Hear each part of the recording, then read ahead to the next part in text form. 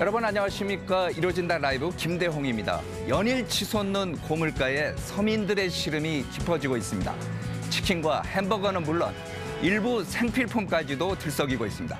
그동안 정부의 물가 안정 압박에 눈치를 보던 기업들이 총선 이후 일제히 제품 가격을 올리고 있기 때문입니다. 여기에다 이스라엘과 이란의 충돌로 국제 유가는 급등하고 환율까지 출렁이면서 중소기업과 소상공인의 어려움이 가중되고 있습니다. 오늘 이루어진다 라이브에서는 한기정 공정거래위원회 위원장과 함께 민생경제의 어려움을 극복하기 위한 공정한 시장 질서 구축과 불공정 관행을 어떻게 개선할지 모색해 보겠습니다. 먼저 저희가 마련한 영상 보시고 대담 이어가겠습니다.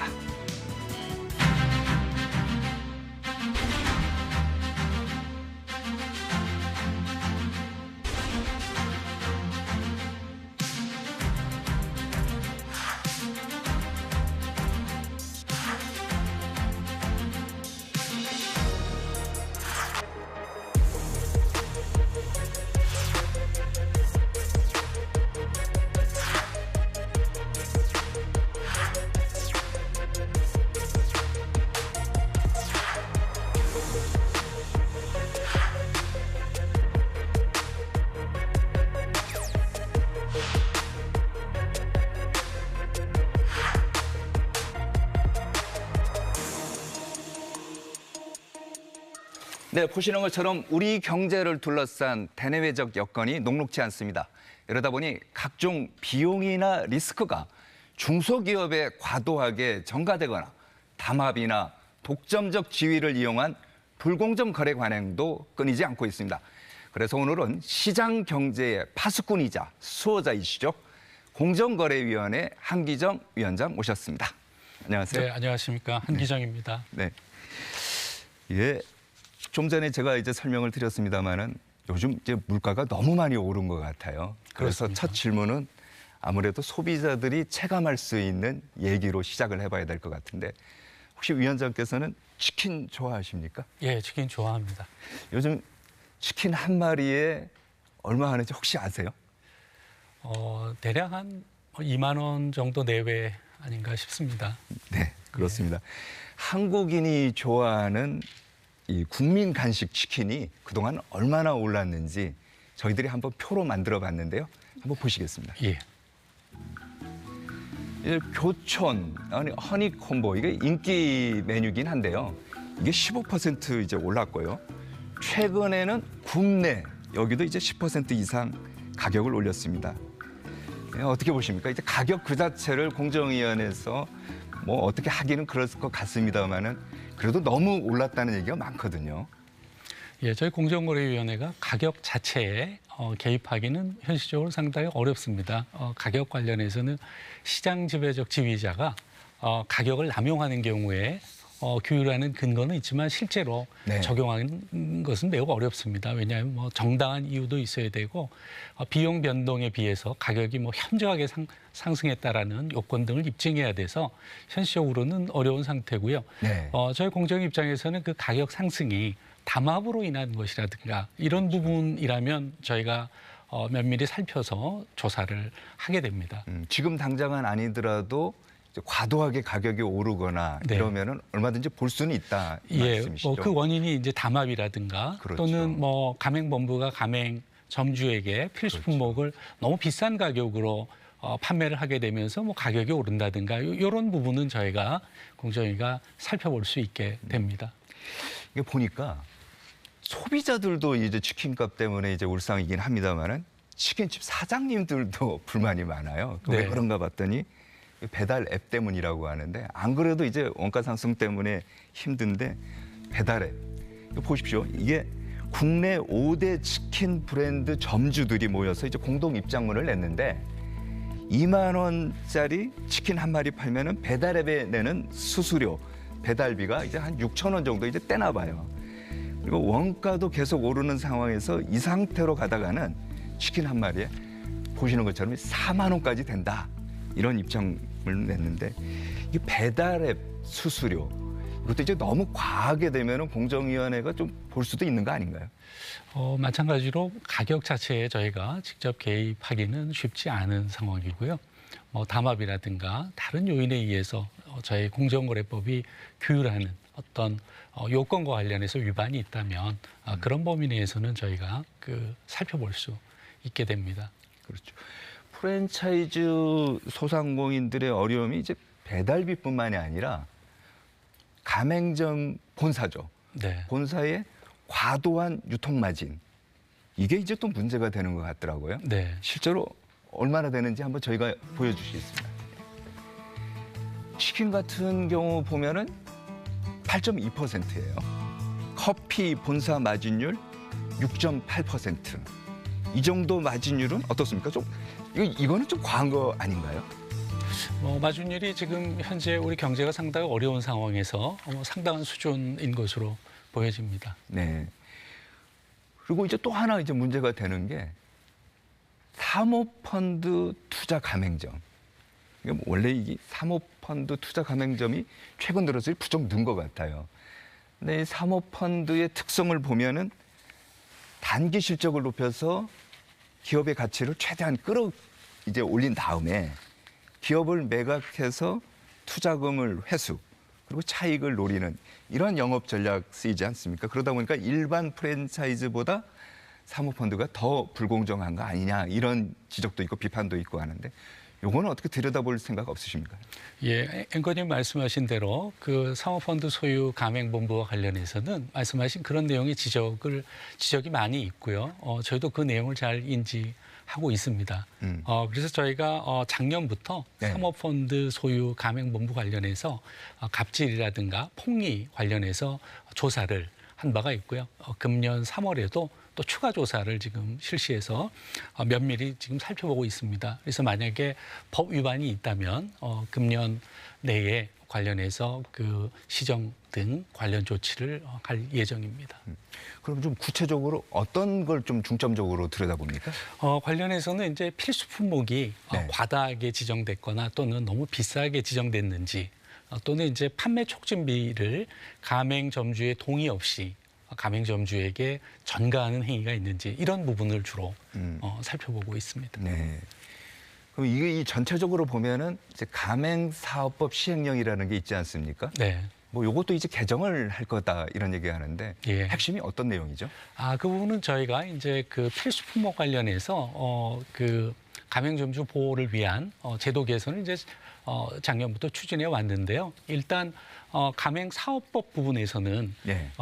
가맹본부와 가맹점주가 계약을 체결할 때 어떤 품목을 필수 품목을 할지 그다음에 그 필수 품목의 가격 산정 방식을 네. 계약서에 이렇게 기재하게 했습니다. 명시적으로 기재하게. 그다음에 지금 가맹사업법 시행령을 추진하는 부분은 네. 필수 품목을 더 늘린다든가 네. 또는 가격을 인상한다든가 이렇게 가맹점주에게 불이익이 있게 되는 그런 부분과 관련해서는 가맹점주와 반드시 협의를 거치도록 반드시 하는 절차를 협의해야. 시행령에 이제 지금 그 시행령 개정 작업을 진행 중에 있습니다. 그런 방식으로 가맹점주가 필수 품목 관련해서 자기를 보호할 수 있는 장치를 마련하고자 합니다. 그러면은 그 시행령이 이제 개정이 되면은 그동안 이제 여러 가지 이제 프랜차이즈 사장님들이 이제 겪었던 이런 불편들이 좀 해소된다 이렇게 좀 봐도 많이 될까요? 완화되지 않을까 싶습니다. 서로 그러니까 협의하는 과정에서 가맹본부의 어떤 일방적인 주장이나 또는 어떤 조치가 많이 완화될 것으로 기대하고 있습니다. 심지어 보면은 이런 것도 있더라고요. 치킨집에 보면은 소스는 뭘 써라. 그 다음에 안에 매장의 디자인은 어떻게 해라. 이런 것 때문에 좀 많은 분들이 이제 불편을 겪었어요. 예, 관련해서 가맹사업 관련해서는 필수 품목 이슈가 가장 큰 문제점으로 계속 제기돼 왔습니다. 그래서 앵커님 말씀하신 대로 다양한 필수 품목 논란이 있는데요. 예를 들면 손님한테는 보이지 않는 그렇죠. 주방 세제라든가 주방 집기, 그 부분은 이제 요리하는 공간 안에만 있는 건데 이런 부분도 그 필수 품목으로 정해져 있거나 또는 뭐 시중에서 일반적으로 쉽게 구입할 수 있는 뭐 냅킨이라든가 또는 그렇죠.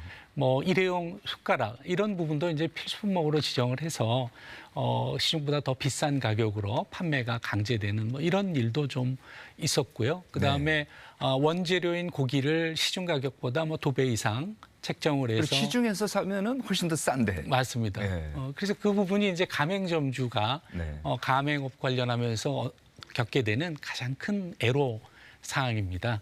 이런 부분들을 저희가 부당하게 필수 품목으로 지정이 되거나 과도하게 가격 책정이 된 경우에는 저희가 조사를 해서 네. 관련해서 시정 명령 등 조치를 취해 왔습니다.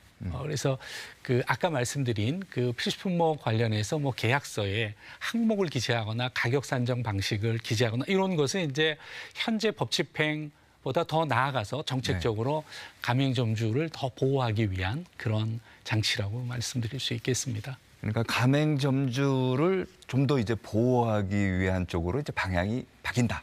이렇게 생각하면 되겠죠. 맞습니다. 그 가맹점주와 가맹점주 사이에 가맹본부와 가맹점주 사이에 필수 품목을 둘러싸고는 균형적이지 않았다. 이렇게 이제 저희는 보고 있고요. 그 기울어진 균형추를 조금 이렇게 평평하게 다시 올려야 되겠다라는 생각으로 제도 개선을 추진하고 있는 겁니다. 알겠습니다.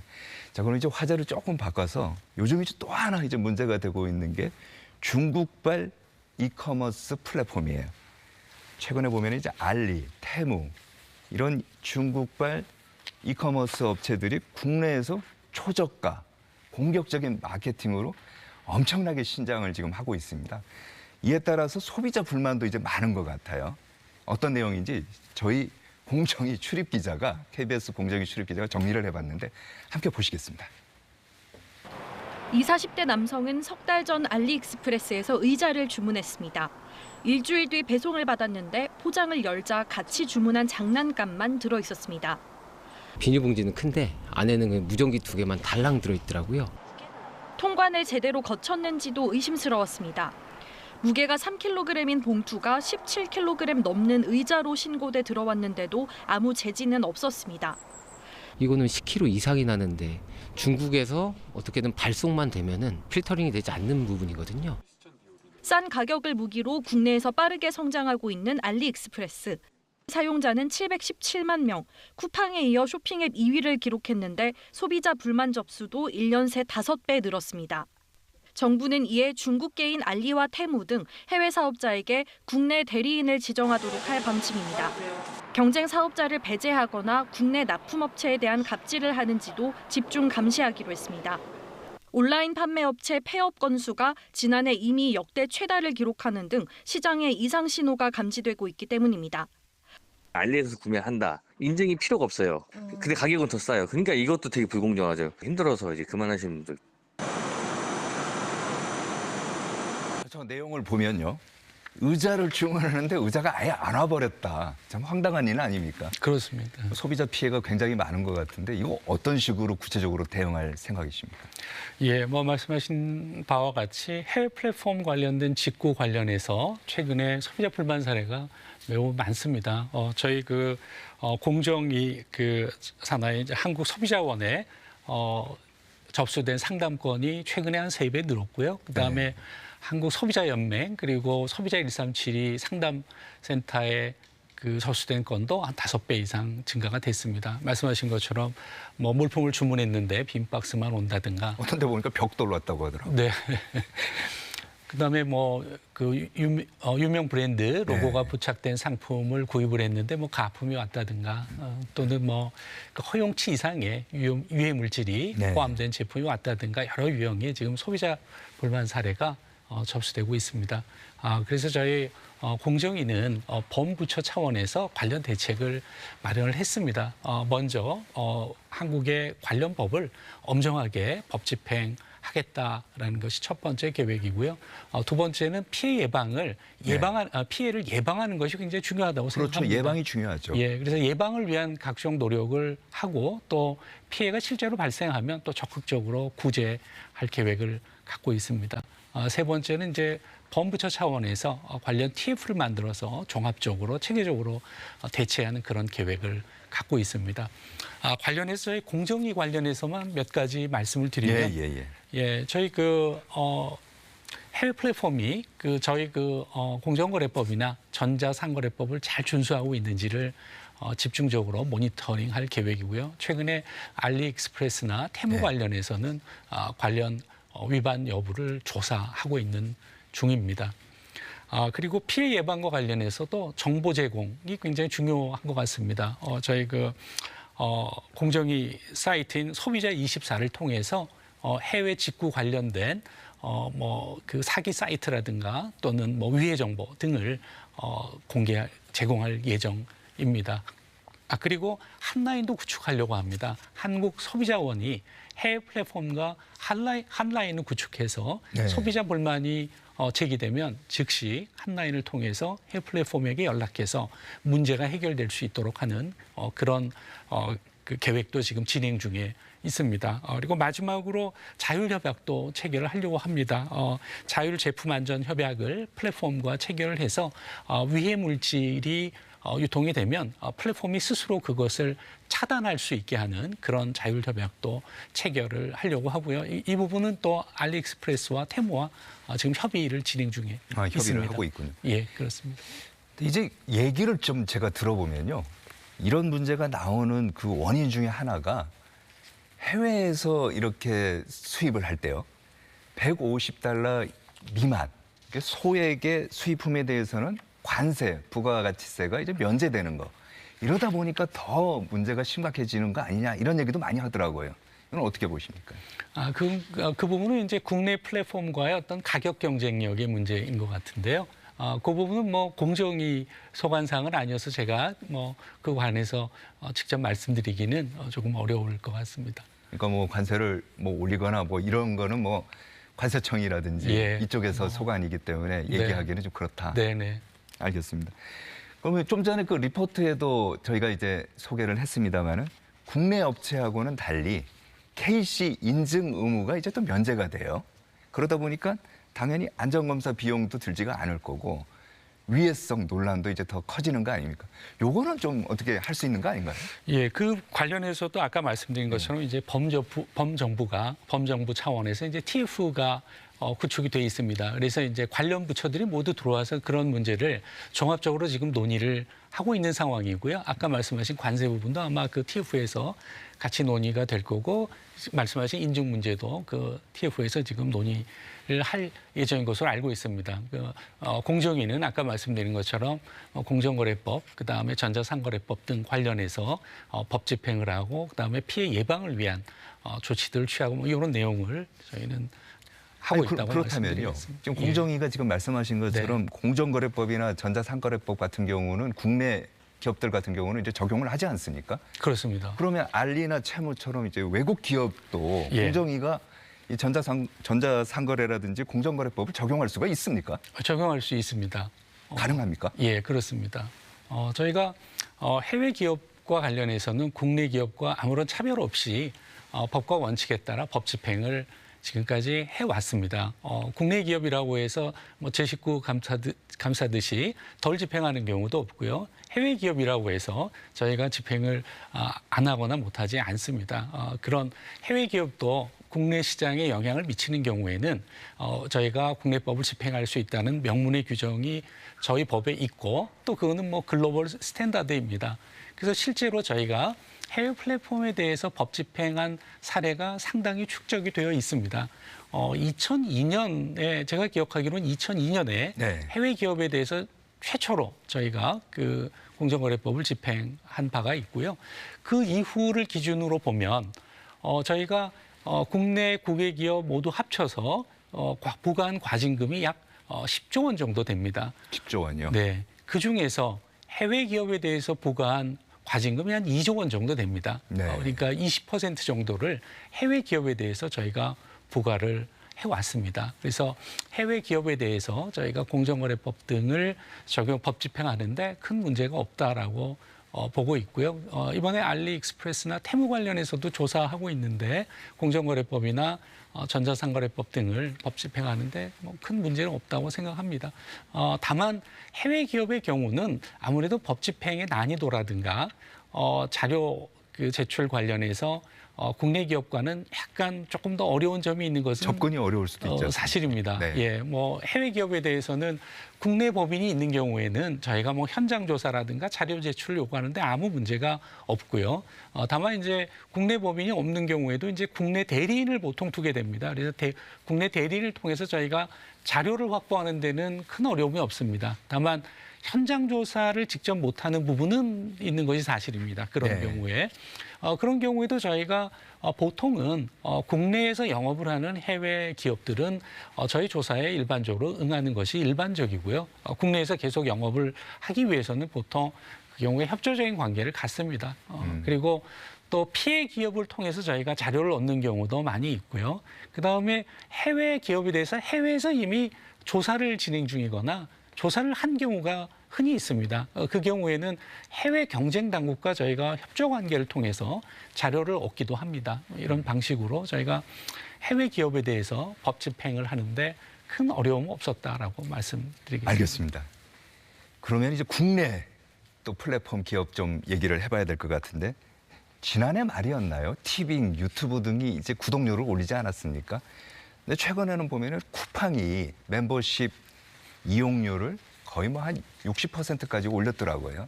그래서 소비자들의 반응은 뭐냐면은 뭐 소비자가 봉이냐 또 총선 이후에 이렇게 가격을 올리면 좀 비겁한 거 아니냐 이런 얘기를 하는데 어떻게 보십니까?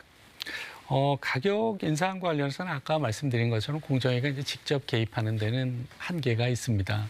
다만 쿠팡이 1,400만 명의 유료 회원을 갖고 있고요. 소비자에게 미치는 영향이 매우 큰 플랫폼입니다. 그래서 가격이 크게 인상이 됐고 아마 이용자들이 많이 당황하셨을 거라고 생각이 됩니다. 그러나 가격은 결국 그 수요와 공급에 의해서 네. 시장 원리에 따라 자율적으로 결정되는 것이고 가격 자체는 아까 말씀드린 것처럼 시장 지배적 사업자가 가격 남용을 하는 경우에는 저희가 그 조치를 취할 수 있습니다. 그러나 정당한 이유 없이 그다음에 비용 변동에 비해서 현저한 가격 상승이라는 요건을 충족해야 해서 실제로 적용하기는 상당히 어렵다고 말씀을 드릴 수 있습니다.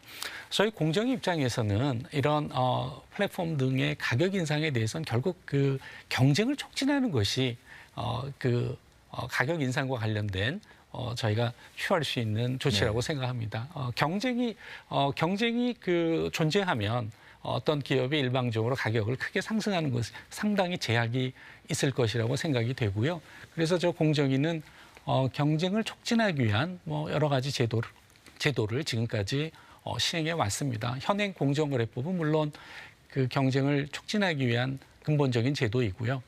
그다음에 더 나아가서 이제 플랫폼의 경우에는 공정 경쟁을 촉진하기 위한 필요성이 더 큰 측면이 있습니다. 그래서 저희가 온라인 플랫폼 공정 경쟁 촉진법을 추진해 왔습니다. 네, 그렇죠. 그 이외에도 쿠팡의 경우에는 아까 말씀드린 것처럼 이용자 수가 굉장히 많고 뭐 생필품 배송 등 이용자들이 의존도가 상당히 높습니다. 그래서 이런 것을 뭐 잠김 효과 또는 뭐 락인 효과라고 그렇죠. 이제 부르는데요. 그런 부분이 이제 작용하고 있습니다. 그래서 쿠팡과 같은 거대 그런 플랫폼의 경우에는 불공정 거래 행위를 규율하는 것이 저희는 굉장히 또 중요하다라고 생각이 되고요. 최근에 쿠팡 이슈가 곧 전원회의에 상정돼서 이제 다뤄질 예정인데요. 자사 PB 상품 관련해서 자기 임직원으로 하여금 구매 후기를 작성하게 해서 그 부분을 검색 순위 상단에 올리게 하는 등의 행위로 일종의 이제 자사 우대 행위인데요. 그렇죠. 그 부분 관련해서 저희가 곧 머지않아 전원회의에서 다루게 될 예정입니다. 이렇게 이제 가격 자체는 직접 개입하지 못하지만 경쟁을 촉진하기 위한 제도를 저희가 계속 개선해 나가고 그다음에 불공정 거래 행위에 대해서 필요한 법적 조치를 취하는 방식으로 저희는 그런 가격 인상 등에 대해서 좀 간접적인 방식으로 대응을 하고 있는 상황입니다. 알겠습니다. 그럼 최근에 보니까요. 세계 각국에서 좀 전에 말씀하신 거대 글로벌 플랫폼 기업들에 대해서 규제 강화 이 움직임이 굉장히 큰 것 같더라고요. 그렇습니다. 보시겠습니다. 예. 이거 보면은 대표적인 글로벌 플랫폼 기업인 애플이 스마트폰 관련해서 시장 지배력을 남용했다는 문제가 지속적으로 이제 제기가 되면서 위반 여부에 대한 조사 착수하거나 소송이 제기된 상태고요. 유럽, 일본 등 세계 각국도 이들 기업들과 시장 지배력을 막기 위한 압박 수위를 지금 높이고 있습니다. 이렇게 보면은 해외 각국이 빅테크, 이 규제 강화 대책, 여기 핵심은 뭐라고 보십니까? 핵심은 플랫폼의 특성에 맞게 규율을 하겠다는 겁니다. 플랫폼은 소위 쏠림 효과라는 특성이 있습니다. 이용자 수가 많아지면 결국 소비자 편익이 높아지고 그래서 또 다시 이용자가 늘어나는 이런 측면이 있고요. 이용자 수를 늘리기 위해서 플랫폼이 반칙 행위를 통해서 이용자 수를 늘리려는 그런 요인이 일반적으로 존재합니다. 그래서 그러한 반칙 행위를 신속하게 사건 처리를 해서 그 독과점이 형성되거나 강화되는 것을 미리 차단하려는 그런 노력을 하는 것이 지금 각국의 입법 동향의 어떤 특성이라고 말씀드릴 수 있습니다. 우리나라는 어떻습니까? 그래요.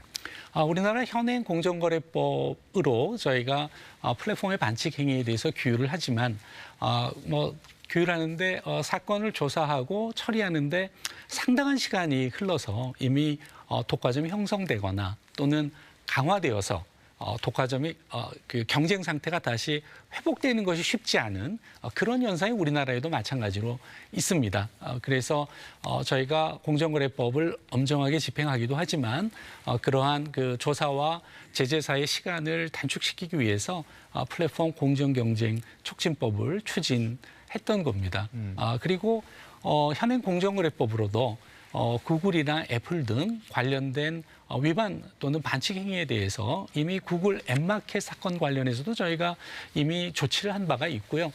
애플 관련해서도 저희가 그 외국 동향을 잘 살펴보면서 우리 법 위반 여부를 지금 잘 살펴보고 있는 중입니다. 그 말씀하신 거 보면은 이제 플랫폼법 이제 말씀을 하셨는데 이게 이제 총선도 끝나고 이제 다음 달 말이면은 22대 국회가 이제 열리지 않습니까?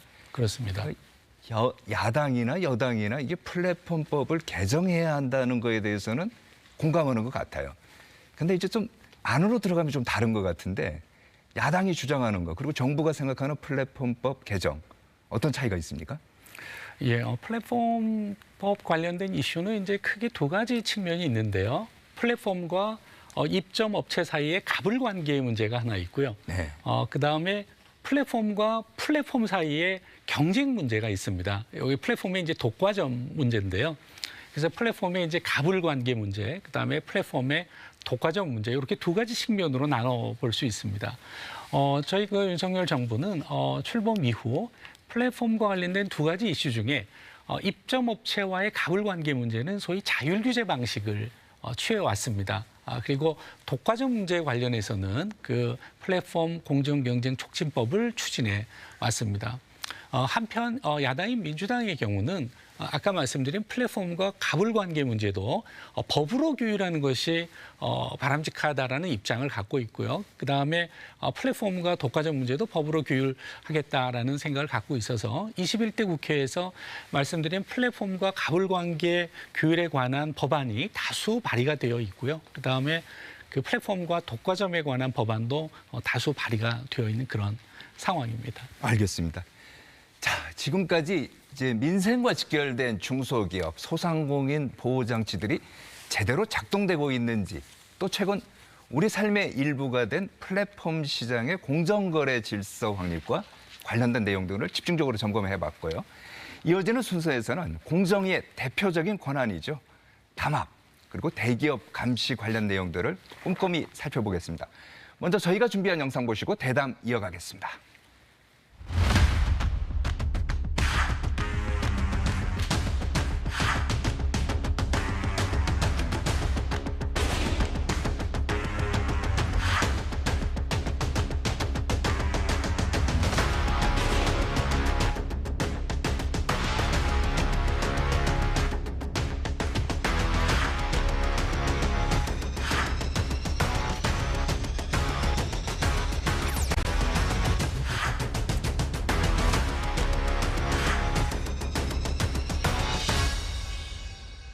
예, 아마 많은 국민들이 공정거래위원회 하면 이제 가장 먼저 떠오르는 게 담합, 이 단어가 아닐까 싶습니다.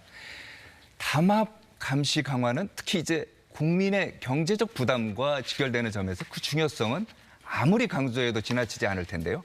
지금부터는 최근 뉴스를 뜨겁게 달궜던 담합 관련 내용부터 점검을 해보겠습니다. 보니까 이제 최근에 신축 아파트에 들어가는 붙박이 가구 납품 입찰 담합 사례, 이거 대거 적발을 했는데 이게 어떤 내용인지 저희 공정거래위원회 출입 기자가 내용을 한번 정리를 해봤습니다. 먼저 함께 보시겠습니다. 주방의 싱크대와 옷장, 수납장 등을 붙박이로 시공하는 이른바 빌트인 가구. 전국의 아파트 분양 승인 물량이 늘어나던 2012년 신생업체가 대거 시장에 진입하며 경쟁이 치열해지자 담합이 시작됐다는 게 공정거래위원회의 조사 결과입니다. 담합에 가담한 가구 업체는 모두 31곳, 담합은 무려 10년 가까이 이어졌습니다. 24개 건설사들이 발주한 738건을 입찰해서 1조 9천억 원이 넘는 물량을 담합으로 나눠 먹었다는 게 공정위 판단입니다. 규모만큼이나 수법도 다양했습니다. 주사위 2개를 던져 합이 큰 순으로 우선순위를 정한 사례도 있고 제비뽑기로 순번을 결정한 곳도 있었습니다. 일부 담당자들은 이대로 천년만년 서로 돕고 신뢰를 쌓았으면 한다는 메시지를 주고받으며 담합을 유지했습니다. 특히 이 분야의 3대 업체인 현대리바트와 한샘, NX가 대부분의 입찰에서 담합을 주도했다는 게 공정위 결론입니다. 공정위는 이 사건을 수사해온 검찰의 고발 요청을 받아 지난해 4월 업체 8곳과 전현직 임원 12명을 검찰에 고발했습니다.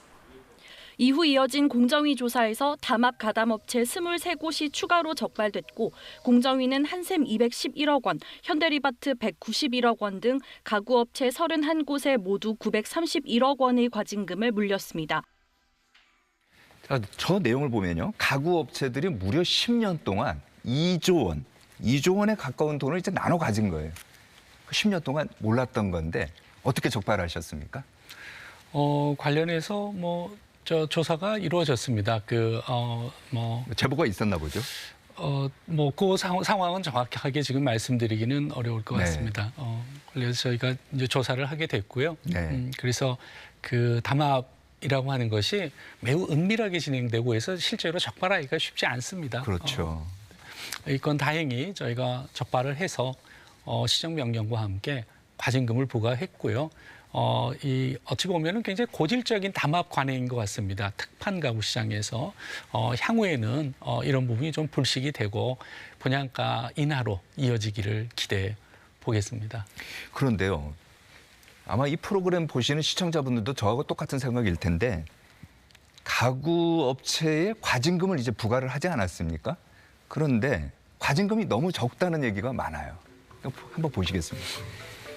지난 10년간 이들 업체들이 담합을 통해 얻은 이 매출액이 좀 전에 얘기한 것처럼 1조 9천억, 거의 2조 가까운데 하지만 과징금은요 931억 원, 부당 매출의 한 4.8%밖에 안 되는데 그래서 이거 솜방망이 처벌 아니냐 이런 지적도 있습니다. 어떻게 보십니까? 예, 저희가 그 매출액의 한 4.78% 정도 과징금을 부과했습니다. 과징금을 부과할 때 이제 관련 매출액의 규모도 보지만 위반 사업자의 현실적인 부담 능력 그리고 경제 여건도 같이 보게 되는데요. 이 사안의 경우에는 가구업체 대부분이 중소업체라는 점, 그다음에 지금 건설 경기가 매우 좋지 않고요. 그다음에 현실적인 부담 능력도 그 가구의 원재료 가격이 상승하면서 재무 능력이 좀 상당히 악화됐다 이렇게 본 측면이 있고요. 그다음에 가구사와 건설사 사이에 또 역학관계가 그 가구사가 건설사에 비해서 우월적 지위에 있다라고 보기 어려운 그런 점도 함께 고려를 했습니다. 그다음에 이게 2021년 이후부터는 저희가 담합 관련해서 과징금 비율이 관련 매출액의 20%로 이제 올라갔습니다. 그 전에는 10%였고요. 이 사건들은 대부분 2021년 이전에 발생했던 사건들이어서 결국 이제 과징금 상한이 10%인데 저희가 4.78%를 부과한 셈인데 아까 말씀드린 것처럼 그런 매출액 이외에도 네. 다른 요소도 함께 고려하면서 그 10%까지 부과는 되지 않았던 거라고 뭐 설명드릴 수 있겠습니다. 알겠습니다. 이 담합 관련 뉴스를 볼 때마다 피해를 본 소비자들은 오히려 분통을 터뜨려요. 왜 그런가 이제 저희가 물어봤더니 피해 보상 받기가 너무 어렵다는 거죠. 물론 이제 공정거래법상에 보면은 담합 피해자가 기업이나 사업자를 대상으로 징벌적 손해배상 청구할 수 있습니다. 하지만 개인이 기업을 상대로 소송을 하는 게 쉽지 않거든요. 그래서 공정거래위원회 정부 차원에서 이 피해를 본 소비자들을 위한 소송을 지원하는 거, 이거 어떻게 생각하십니까? 관련해서는 저희가 뭐 분쟁 조정 관련해서 한국소비자원을 통해서 뭐 분쟁 조정을 하거나 또는 한국공정거래조정원을 통해서 뭐 분쟁 조정을 지원하는 그런 방식으로 저희가 소비자를 지원하고 있습니다. 그리고 경우에 따라서 필요하면 또 소송을 지원하는 제도도 일부 마련이 되어 있습니다. 그래서 피해를 적극적으로 구제받을 수 있도록 하는 노력을 공정위는 항상 해오고 있고요. 앞으로도 그런 부분에 좀 더 노력을 많이 하겠습니다. 네, 알겠습니다. 그런 부분에 대해서 노력을 좀 더 이제 많이 하시겠다는 그 말씀 네. 꼭 지켜주시기 바라고요. 알겠습니다. 그러니까 보면 또 과징금 말고 입찰 제한이라는 또 카드를 또 쓰지 않습니까? 근데 일부 기업에서는 또 이런 얘기를 해요. 과징금하고 입찰 제한 이 두 가지를 다 하는 거는 이중처벌 아니냐. 전 세계도 이거 우리나라만 있는 것 같다. 이런 비판도 하는데 어떻게 생각하십니까? 뭐 이중처벌의 문제는 아니라고 저희는 보고 있습니다. 아까 말씀드린 그 빌트인 가구, 빌트인 특판 가구 담합 관련해서도 저희는 과징금 부과 이외에 고발도 했습니다. 형사처벌을 위한 고발도 한 상태고요. 네. 그렇게 그 제재 수단이 한 가지 이외에 뭐 두 가지 이상이라고 해서 그것이 꼭 중복 규제라든가 중복 제재 문제는 아니고요. 그 목적과 취지가 다르기 때문에 충분히 같이 병립될 수 있는 것이라고 생각하고 있습니다. 건설사 같은 경우는 이런 예. 얘기를 해요. 만약에 입찰 제한을 하게 되면은 해외 수주에도 영향을 받게 되고 국가 경제에도 영향이 있기 때문에 입찰 제한은 좀 풀어주고 과징금을 지금 뭐 솜방망이 처벌이라고 제가 표현을 했습니다만은 이거 이상으로 아주 세게 과징금을 매기는 게 이게 더 낫지 않느냐 이런 얘기도 하더라고요. 위원장께서는 어떻게 생각하십니까? 저희 입장에서는 그 담합 부분을 제대로 방지하는 것이 매우 중요하다고 생각하고요. 애거님 말씀하신 대로 현실적으로는 벌점 부분, 벌점으로 인한 입찰 제한이라고 하는 것이 상당히 담합을 제어하는 효과가 있는 것이 사실입니다.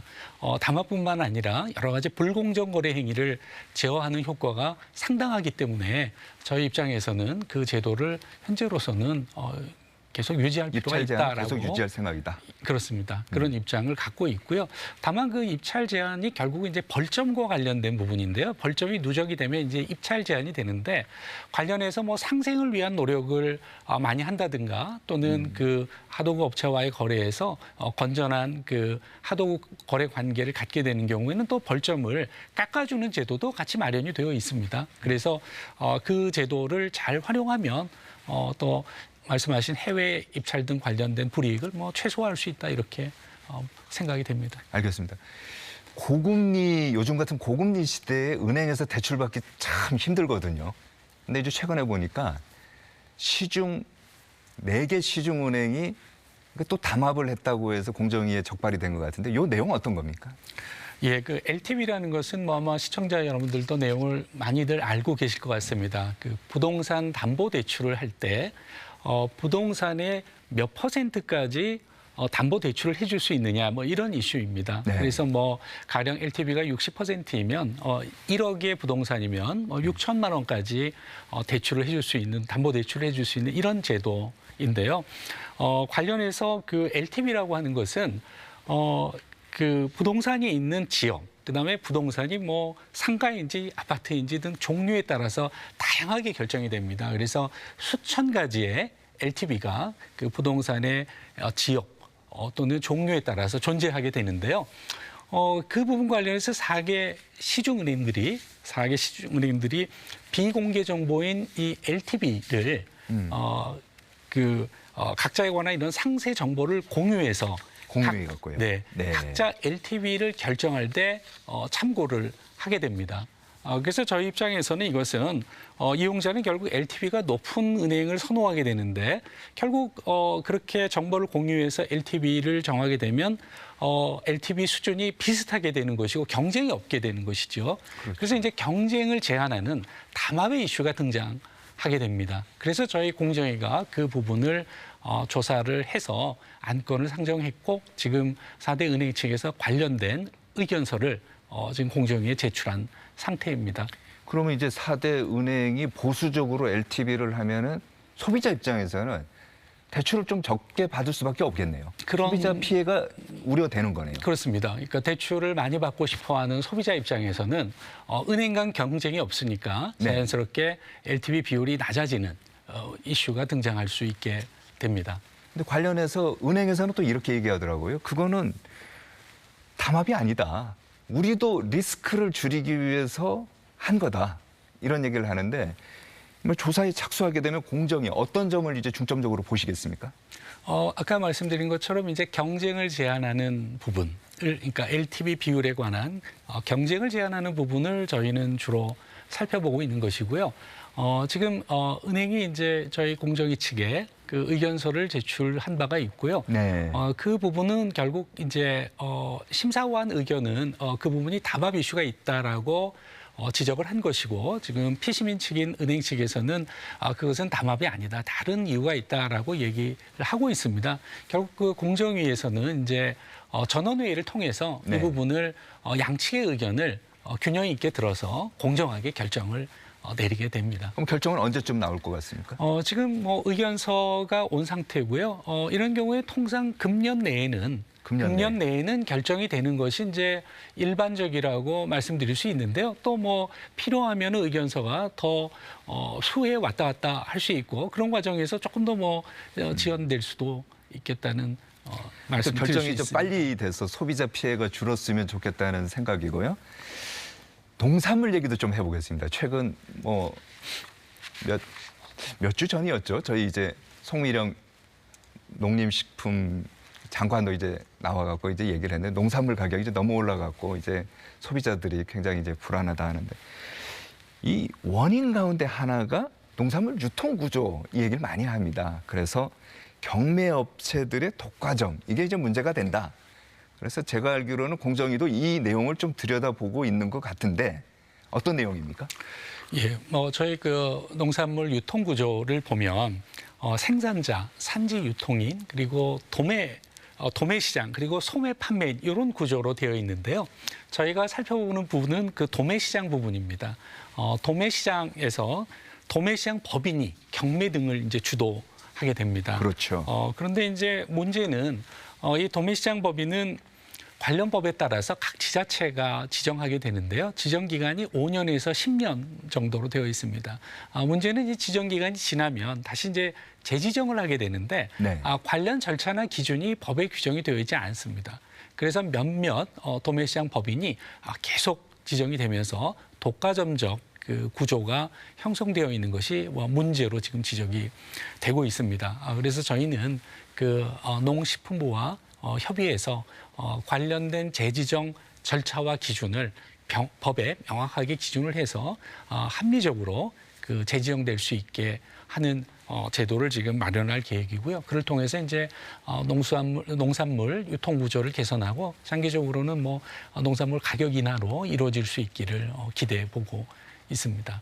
지금 말씀하신 이제 농산물 도매 시장 뭐 요 담합 얘기도 하셨는데 고물가 시대가 이어지면서 사업자들이 이런 걸 하는 것 같아요. 공정한 어떤 경쟁 대신에 가격 담합을 통해서 이득을 취하려는 이런 게 이제 더 두드러질 것 같거든요. 그래서 공정위가 앞으로 이 고물가 시대 담합에 대해서 좀 더 들여다봐야 될 것 같은데 어떻게 생각하십니까? 예, 뭐 앵커님 말씀하신 부분에 크게 공감합니다. 그 경기가 어려워질수록 그 기업들은 담합에 대한 유혹이 상당히 커질 수 있다라고 생각이 되고요. 근데 담합이라는 것은 사실 그 은밀하게 진행되기 때문에 적발은 매우 어려운데 네. 가격이나 수량에 대해서 직접적으로 제한을 하는 것이어서 반경쟁적 효과는 매우 큰 그런 항목입니다. 그래서 세계 각국도 이에 대해서는 굉장히 엄중하게 담합에 대해서는 뭐 대처를 하고 있는 상황입니다. 저희도 그 민생과 관련해서 특별히 담합 이슈를 깊게 들여다보고 있습니다. 그래서 최근까지 뭐 닭고기, 아이스크림, 그다음에 백신 등에 관해서 저희가 조사해서 제재를 한 바가 있고요. 뭐 육류, 교복 등에 대해서도 지금 계속 모니터링을 하고 있는 상황입니다. 또 이외에도 중간재 부분 담합도 심각한 문제라고 저희는 보고 있습니다. 중간재 담합이 이루어지면 결국 최종재 가격이 전가되고 결국 소비자 불이익으로 이어질 것이라고 저희는 보고 있습니다. 그래서 저희가 그간 철근, 레미콘, 그다음에 액화탄산가스 분야에서 저희가 조사 제재를 이미 한 바가 있고요. 네. 앞으로는 스테인리스 강선 등 다른 분야에서도 집중 모니터링을 하고 있는 상황입니다. 지난주 공정위 관련한 뉴스 가운데 이제 눈에 띄는 게 이거더라고요. 올해부터 대기업은 총수 일가에 대한 양도 제한 조건부 주식 RSU 약정 내역을 공개해야 된다. 추가로 공개해야 한다. 근데 이제 워낙 경제 관련 용어라서 저도 생소하긴 합니다만 시청자분들도 마찬가지일 것 같고 한데 이 내용이 어떤 겁니까? 기업들이 이제 성과 우수 직원에게 보상을 하는 방법은 뭐 현금을 지급하기도 하고 이제 주식을 지급하기도 하는데요. 이 RSU는 이제 주식을 지급하는 것과 관련이 있습니다. 기존에 이제 성과 우수 직원에게 주식을 지급하는 방법의 대표적인 것은 이제 소위 스탁 옵션이라고 스탁 옵션은 많이 들어봤습니다. 하는 겁니다. 네. 그래서 스탁 옵션은 누구에게 줄 수 있는지, 누구에게 어느 정도를 줄 수 있는지 이런 부분이 이제 법에 규정이 되어 있고요. 스탁 옵션의 경우에는 대주주에게는 뭐 일정 대주주에게는 이제 지급할 수 없게 하는 뭐 그런 내용도 이제 들어 있습니다. 그런데 지금 RSU라고 하는 양도 제한 조건부 주식은 그런 요건이 스탁 옵션과는 좀 다르게 되어 있습니다. 그래서 대주주에 대해서도 부여가 가능하고 부여 수량에 대해서도 지금 별도의 규정이 없는 상태여서 이게 총수일가 지배력 확대 등에 악용되는 것은 아닌지에 대한 우려가 제기되고 있는 상황입니다.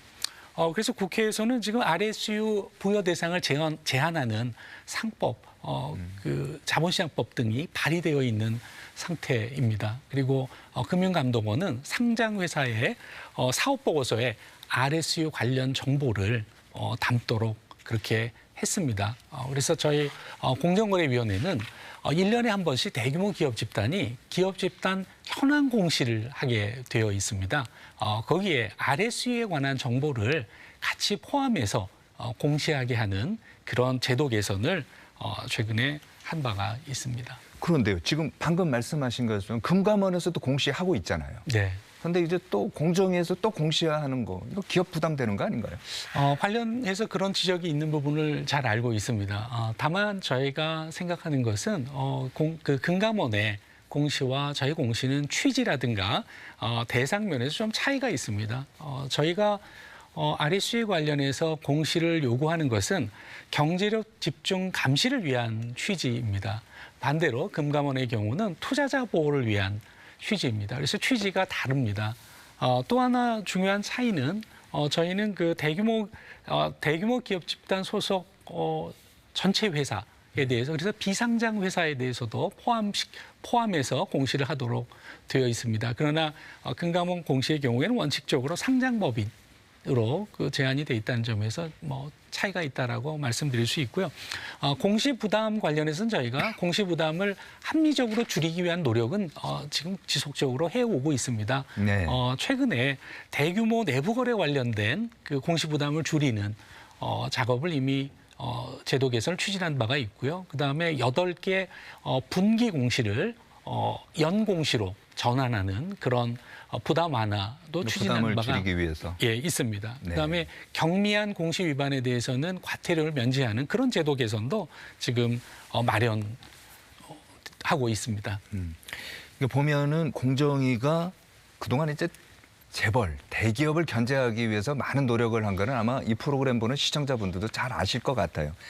그런데도 불구하고 대기업의 편법 경영 승계나 일감 몰아주기 문제 이게 잊을만 하면 또 계속 터지더라고요. 지난해였나요? 공정위가 이제 호반건설 일감 몰아주기 그걸 제재하지 않았습니까? 대기업 재벌의 편법 경영 승계, 일감 몰아주기. 이거 왜 끊이지 않는 거죠?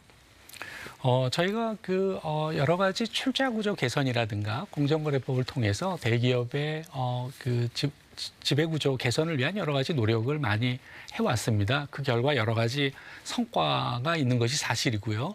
그래서 대규모 기업 집단도 투명성, 책임성이 상당히 높아졌고, 그래서 실제로 ESG 평가가 상당히 높아진 것은 사실입니다.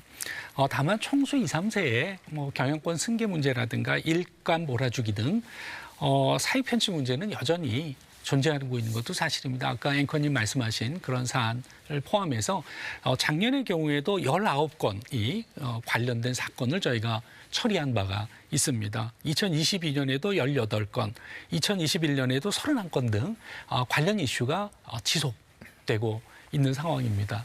그래서 그것이 이제 근절되지 않는 역시 근본적인 이유는 총수 일가가 적은 지분으로 계열사 전체를 지배하는 기본 구조에서 유래된 것이라고 저희는 보고 있습니다. 지배주주 어떤 그 통제 감시를 위한 제도적 외형은 많이 마련되어 있지만 실제로 작동하지 않는 측면도 있는 것이 사실입니다. 이런 이유에서 총수 일가의 지배력 확대 또는 승계를 위한 부당 지원 행위, 사익 편취 행위가 여전히 존재하고 있는 상황입니다. 그런데 그런 부당 지원이나 사익 편취가 그 과정이 사실은 적발하기가 쉽지 않고 또 위법성의 입증도 상당히 까다로운 측면이 있는 것이 사실입니다. 그래서 그런 부분 관련해서 공정위가 상당히 세심하게 공을 들이고 있는 상황이고요. 앞으로도 그런 사익 편취라든가 부당 지원 관련된 부분은 공정위가 꼼꼼히 들여다보고 현행법을 우회하는 탈법 행위 등에 대해서도 집중적으로 살펴보고 있고 앞으로도 그렇게 할 계획입니다. 관련해서요. 요즘 보면은 대기업의 2세, 3세가 외국 국적 갖는 경우 많지 않습니까? 우리나라 국적이 아니고요. 그래서 공정위가 외국인에 대한 총수 지정 기준을 이제 마련하지 않았습니까? 뭐 내국인이든 외국인이든 상관없이 일정 요건만 이제 갖추면은 총수로 이제 지정 가능하게 했는데 일부 언론 보도로 보니까 이게 좌초된다, 뭐 잘 진행이 안 된다 이런 얘기도 하던데 맞는 얘기인가요? 저희가 이제 그 내국인, 외국인 구분 없는 동일인 지정에 관한 기준을 마련해서 지금 시행령 개정 작업이 진행 중에 있습니다. 네. 아직 뭐 좌초된 것은 아닙니다. 지금 관계부처와 협의 중에 있는 상황이고요. 관련된 뭐 세부적인 내용 중에 일부 그 법제처와 그 위임 근거 등을 둘러싼 뭐 여러 가지 논의가 있는데 지금 잘 협의를 진행 중에 있다라고 말씀드릴 수 협의를 있겠습니다. 진행 중에 있다. 예, 그렇습니다. 알겠습니다. 대한항공, 아시아나항공 이제 합병, 기업 결합에 대해서도 이제 시청자분께서 굉장히 궁금해하시는데 지금 이제 어떻게 되고 있습니까? 관련된 부분이 저희 공정위는 물론이고 이제 해외 대부분의 경쟁 당국이 관련해서 승인 조치를 했습니다. 마지막으로 이제 미국이 아직 승인을 하지 않고 지금 처리 중에 있는 상황입니다. 그래서 저희 공정위는 그 미국에서의 승인 여부를 지금 기다리고 있는 중입니다. 이제 이게 왜 중요하냐면요. 두 기업이 이제 결합을 하게 되면은 첫 번째, 운임이 오를 거 아니냐. 저희 이제 소비자 입장에서 저희는 방송을 하기 때문에 그렇게 됩니다만 어떻게 보십니까? 관련해서 저희가 그 아시아나와 대한항공 사이에 그 승인을 하면서 조건부 승인을 했습니다. 그 조건은 네. 말씀하신 그 운임 관련해서 그 소비자에게 불이익이 생기지 않게 하기 위한 조치라고 말씀드릴 수 있는데요. 대한항공과 아시아나가 같이 운행하는 둘 다 같이 운행하는 노선이 40개가 있습니다. 그 경우에는 대체 항공사가 투입될 것을 조건으로 저희가 그 승인을 했습니다. 그래서 대체 항공사가 투입되기 전에는 물가 상승률 정도를 제외한 운임 인상은 불가로 저희가 그 승인을 한 바가 있습니다. 마일리지는 어떻게 됩니까? 마일리지 부분은 그 항공 이용자들께서 굉장히 관심이 많은 부분이라고 저는 생각이 되는데요. 관련해서 이제 아까 말씀드린 것처럼 미국 경우만 아직 승인 문제가 남아 있습니다. 그래서 미국이 이제 승인을 하게 되면 그 다음에 아시아나와 대한항공의 마일리지 통합 이슈가 등장하게 됩니다. 그래서 저희가 조건부 승인을 할 때 마일리지 통합은 공정위 승인을 받도록 했습니다. 그래서 저희가 그 미국이 승인을 하게 되면 최종적인 합병 승인을 하게 되면 마일리지 통합안을 저희가 대한항공과 아시아나로부터 제출받아서 그것이 소비자에게 절대 손해가 가지 않게 통합하는 방안을 마련해서 저희가 승인을 할 예정입니다. 이 윤석열 정부 저희가 이제 쭉 일요일 아침마다 이제 장관들 출연해서 국무위원들 출연해서 얘기를 들어보면은 자유로운 시장 경제, 그다음에 규제 완화 얘기를 많이 해요. 근데 공정거래위원회는 규제를 하는 곳이잖아요. 이게 충돌하지 않습니까? 어떻습니까?